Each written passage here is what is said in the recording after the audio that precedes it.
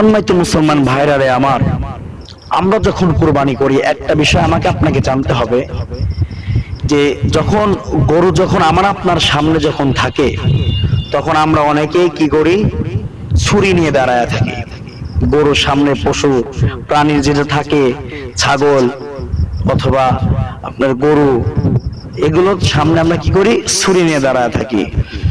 সম্মানিত মুসলমান ভাইরা রে আমার, আমাকে আপনাকে কিন্তু এই কাজগুলো করা যাবে না। যখন আমার আপনার সামনে যখন কোরবানির পশু যখন আমার আপনার সামনে যখন চলে আসবে, তখন সঙ্গে সঙ্গে নিয়ম হলো, আল্লাহ পাক রব্বুল আলামিন বলেন, আল্লাহর রাসূল নিজেও বলেছেন, হে আমার বান্দা বান্দিরা, আল্লাহর নবী বলেছেন, হে আমার সাহাবায়ে কেরামরা, যখন তোমরা কোরবানি করবে, আল্লাহর রাস্তায় যখন কোরবানি করবে, ওই কোরবানিটা এমন ভাবে করবে কোনো সমস্যা যাতে না হয়। আর মুসলমান ভাইরা রে আমার, তাহলে আমাকে আপনাকে বিষয়গুলো জানতে হবে। এই যে যখন আমার আপনার মাঝে যখন সুন্দর করে গুলো আসে, আসার পরে কিন্তু দেখবেন বড় বড় ছুরি, বড় বড় আমদাউনিয়া, আমরা কিন্তু দাঁড়ায়া যাই। ও মুসলমান ভাইরা রে আমার, আমরা কিন্তু দাঁড়ায় থাকি। ওই যে একটাকে যখন একটার মাঝখানে অর্থাৎ একটা গরু জবাই করলাম, আরেকটা গরু যখন ওই জায়গায় দাঁড়ায় থাকে রে মুসলমান, তারা কিন্তু কষ্ট পায়, মনের ভিতর কিন্তু কষ্ট পায়, তারা কিন্তু কষ্ট পায়। অনেক গরু দেখবেন যে স্টকের মতন হয়ে যায়, অনেক গরু দেখবেন শুয়ে পড়ে, কারণ তার মাথার মধ্যে যখন ওই যে একটা গরু জবাই করে দেখছে, ওই গরুটা কিন্তু তখন আর ঠিক থাকতে পারে না। এর জন্যই মুসলমান ভাইরা আমার, আমাকে আপনাকে যখন গরু যখন নিয়ে আসতে হবে, সঙ্গে সঙ্গে আমাকে আপনাকে জবাই করে দিতে হবে। ওই গরুটা নিয়ে কিন্তু আমাকে আপনাকে কিন্তু দাঁড়া থাকা যাবে না, ছুরি নিয়ে ঘোরা যাবে না।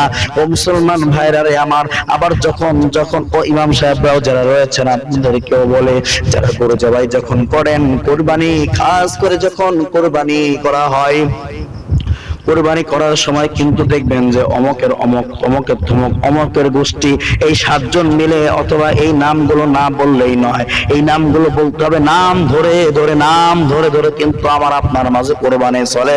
ও মুসলমান ভাইরা রে আমার, শুধুমাত্র কেবলমাত্র আল্লাহ তাআলা ছাড়া কারো নামে কোরবানি করা যাবে না।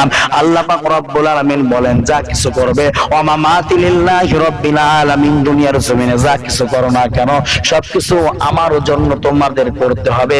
ও মুসলমান ভাইরা রে আমার, যখন ছুরিটা নিয়ে নাম পড়তে থাকে তখন কিন্তু পশুগুলো কিন্তু ভয় পাইতে থাকে।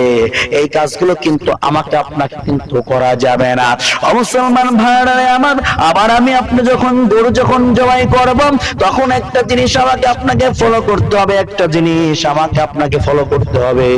ওই গরুটা যখন শোয়া দিল, শোয়ানোর পরে যখন জবাই করা হয়, জবাই করার পরে দেখবেন বহুত লোক আছে আমাদের মধ্যে, সমাজের মধ্যে লোক রয়েছে যারা, অনেক ইমাম সাহেবরাও আছেন, অনেক উলামায়ে কেরামগণ রয়েছেন, আপনাদের খেদমতে আরজ করে বলবো, এই যে ভিতরে দেখবেন, এই যে এই ললিটা দেখতে পাচ্ছেন না, এই জায়গায় যখন পোজ দেওয়া হয় অর্থাৎ জবাই করা হয়, ওই জবাই করার সময় কুরবানির গরুটাকে যখন আমি আপনি ভিতরে ঢুকে খুর মারবো, এইটা কিন্তু আমাকে আপনাকে কিন্তু করা যাবে না। এই জায়গায় যখন আমি আপনি যখন ছুরির মাথাটা ঢুকায় দিব, যখন মুসুর দিয়ে দিব, তখন কিন্তু গরু কিন্তু স্টপ করবে। এই কাজটা কিন্তু কখনো করবেন না, এই কাজ থেকে বিরত থাকবেন। আর জবাই যখন করবেন, সুন্দরভাবে জবাই করতে হবে। আল্লাহ পাকের হুকুম হলো সুন্দর করে জবাই করা, সুন্দর করে জবাই করা।